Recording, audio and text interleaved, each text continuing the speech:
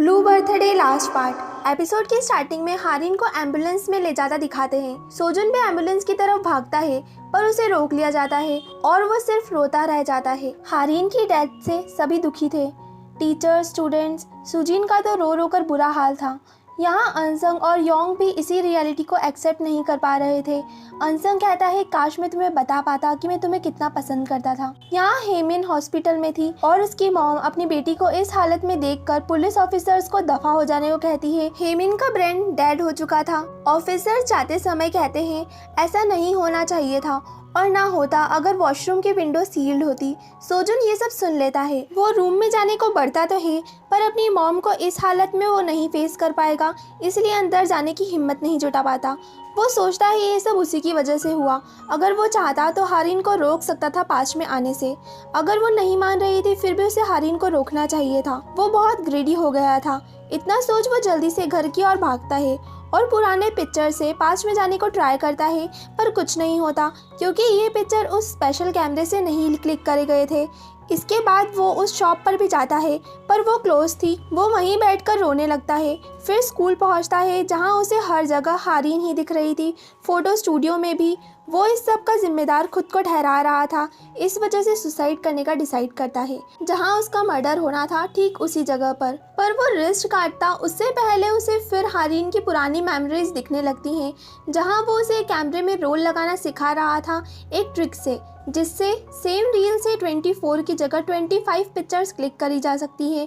और उसे वो मोमेंट याद आता है जब नाइफ ढूंढते वक्त हारिन से कैमरा गिर गया था और वो जल्दी से जाकर उस कैमरे को चेक करता है जिसमें गिरने के साथ एक पिक्चर क्लिक हो गया था। वो जल्दी से उस फोटो को प्रिंट करता है और उसे जलाकर पास्ट में आने में कामयाब हो ही जाता है। वो उस समय में पहुंच जाता है जब वो हॉस्पिटल में था।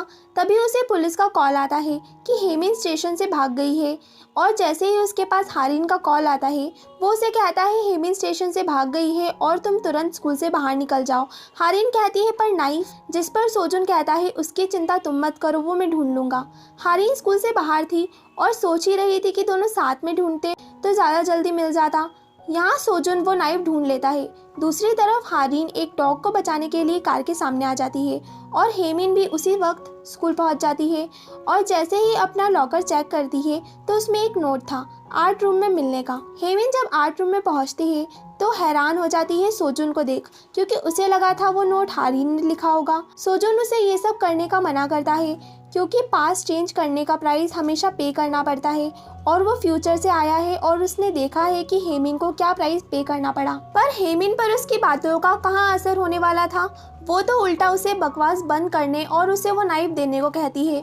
सोजुन नाइफ निकालता तो है पर उसे सरेंडर करने को कहता है उसकी मॉम के लिए। हेमिन कहती है उसे उसकी मॉम से कोई मतलब नहीं, उन्होंने उसे बचपन में छोड़ दिया था और वो सोजुन उसकी दोस्त को मार कर खुद भी मर जाएगी। इतना कहकर वो जोलेटाइल वाला इंजेक्शन निकाल लेती है और उसे रोकने में सोजुन से वो नाइफ गिर जाता है जो हेमिन लेने ही वाली थी, पर सोजुन उठा लेता है और हेमिन को मारने के सिवाय कोई दूसरा ऑप्शन उसके पास नहीं था, अदरवाइज वो सोजुन को मार देगी। और चाकू की आवाज़ और दोनों के चेहरों पर खून के छींटों के साथ ये सीन यहीं कट हो जाता है। अब हमें पास्ट का एक सीन दिखाते हैं जहाँ सोजुन और हारिन पहली बार मिले थे एक प्लेग्राउंड में और हारिन ने वो पहला वादा किया था सोजुन से दोबारा ज़रूर मिलने का। अब प्रेजेंट में सोजुन को हॉस्पिटल ले जाता दिखाते हैं और हारिन को बहुत रोते हुए। नेक्स्ट मॉर्निंग सोजुन हॉस्पिटल में था और हारिन देखती है एक दिन पूरा होने के बाद भी वो अभी तक प्रेजेंट में नहीं लौटी।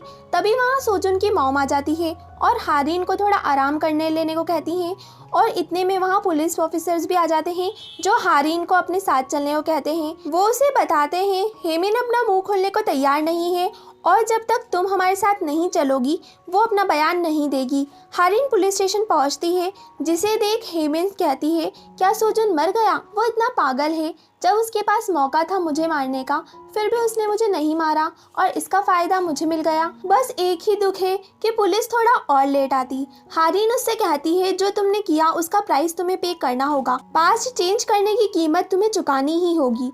पर हेमिन को तो ना कोई पछतावा था और ना ही कोई डर। वो हारिन से कहती है वो उसका पीछा नहीं छोड़ेगी। जेल से छूटने के बाद फिर वो पहले जैसे उसकी जिंदगी जहन्नुम बना देगी। हारिन जब बाहर आती है तो तभी उसे सोजुन की मॉम का कॉल आता है।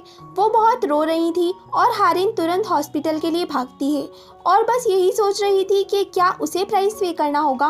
वो सोजुन को किसी भी कीमत पर फिर से नहीं खो सकती। यहाँ दूसरी तरफ हेमिन को जेल ले जाया जा रहा था, पर वो ऑफिसर को धक्का देकर भाग जाती है और भागते हुए बीच रोड पर आ जाती है जहाँ उसकी तरफ एक कार आ रही थी। यहाँ हारिन डरते हुए रूम में आती है। वो बस सोजुन के ठीक होने की ही प्रार्थना कर रही थी। यहाँ हेमिन का एक्सीडेंट हो जाता है। वहीं दूसरी ओर हारिन देखती है सोजुन को होश आ गया है और वो अब बिल्कुल ठीक है। मीन्स हेमिन को पास चेंज करने की कीमत अपनी जान गंवाकर चुकानी पड़ी। अब 2 महीने बाद सब नॉर्मल हो गया था। हारिन स्कूल से बाहर सोजुन का वेट कर रही थी, जहां अनसंग, सुजिन और योंग आकर उसे सोजुन के नाम पर तंग करने लगते हैं। सुजिन और योंग के जाने पर अनसंग हारिन को बताता है उसने उसकी और सोजुन की बातें सुन ली थी कि वो फ्यूचर से है, तो क्या फ्यूचर में भी वो दोनों अच्छे फ्रेंड हैं? हारिन उसे बताती है हाँ, वो दोनों बेस्ट फ्रेंड हैं। अनसंग बहुत खुश हो जाता है और उसे सोजुन से अपने दिल की बात जल्द कहने को कहता है ताकि उसके दिल में बाद में कुछ पछतावा ना रह जाए, और चला जाता है। हारिन को कुछ समझ नहीं आ रहा था कि अनसंग ऐसी बातें क्यों करके गया। तभी सोजुन आ जाता है और फाइनली हारिन उसे प्रपोज कर ही देती है और सोजुन तो बस इसी का इंतजार कर रहा था। वो दोनों लाइफ में बहुत खुशी खुशी जीने लगते हैं। टाइम के साथ सब पहले जैसे चलने लगता है, पर अब हारिन अपनी जिंदगी खुशी खुशी सबसे खास इंसान के साथ जी रही थी। सोजुन भी अपने प्रोफेशन को फॉलो करते हुए एक फेमस फोटोग्राफर बन जाता है, जिसके लिए वो अपनी मॉम का थैंक्स करता है उसे उसका पैशन चूज करने देने के लिए। हारिन फिर से उसी सेंटर पर स्टार्टिंग से जॉब करना स्टार्ट करती है। हारिन और सोजुन दोनों एक दूसरे के साथ अपनी लाइफ बिताकर बहुत खुश थे और ये ड्रामा यहीं हैप्पीली एंड हो जाता है। इसी तरह के स्वीट और इंटरेस्टिंग ड्रामास देखते रहने के लिए चैनल को सब्सक्राइब करें। बाय।